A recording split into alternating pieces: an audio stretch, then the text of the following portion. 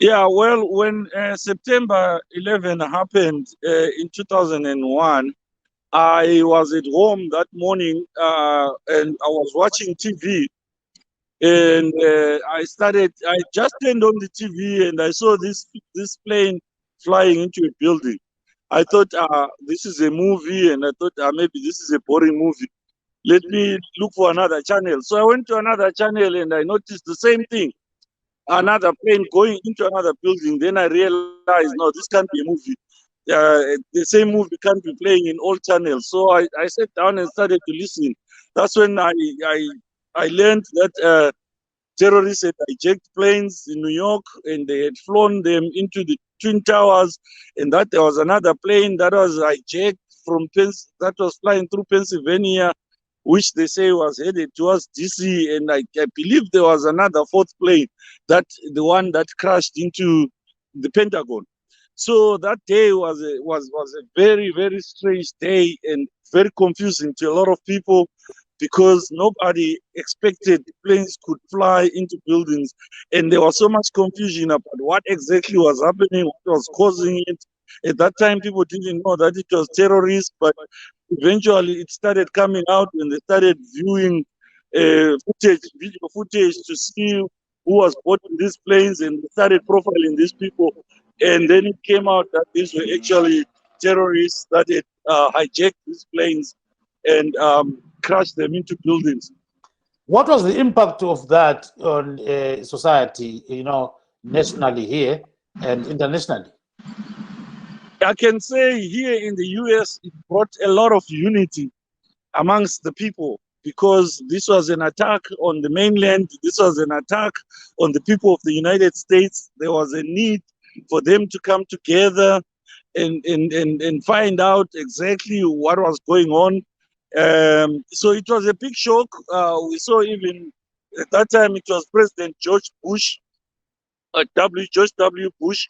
He was actually attending a school function and he was interrupted in the middle of reading a book for small children and told that there's been an attack in New York. So it brought so much shock to the country.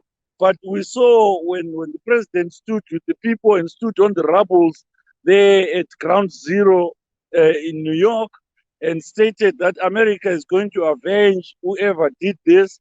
There was a lot of patriotism, I would say, amongst the people to say that such an act should never be allowed to happen in the United States.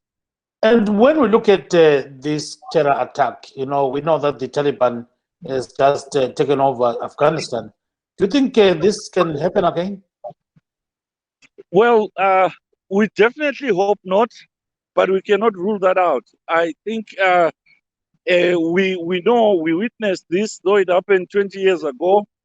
We know how it happened, and we know that the people who did this, these terrorists, were actually out there in Afghanistan. And that's where they trained under Bin Laden. So the fact that the Taliban was in charge at the time when this happened really brings back fears that there's a big possibility that they can allow terrorists to once again congregate and train from there. But what now is needed is for the United States to have strong intelligence to prevent this from happening. I mean, there are countries like Israel, which is right there in the Middle East, surrounded by certain Arab countries that don't like it and would like to see it destroyed. But they have managed to survive because they have strong intelligence and they have strong defense systems. So the US needs to employ the same mindset when they are dealing with these issues.